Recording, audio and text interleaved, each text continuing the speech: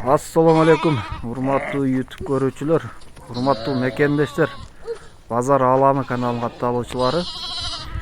Достор, караңыздар, могу экрандагы 22 баш козулуу койлор сатылат, достор. Бүгүн 21 март 2025 жыл Чүй облусу Жайыл районунда, достор.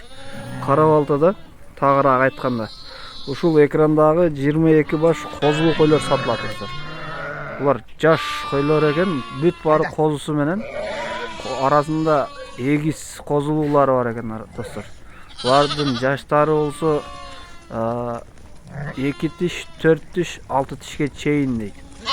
Чоң гигант койлор экен, достор. Козулардын линиясы бар дейт, ээсинин айтуусу боюнча.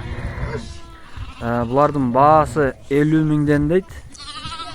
Желательно круг общий оптом сатабыз дейт.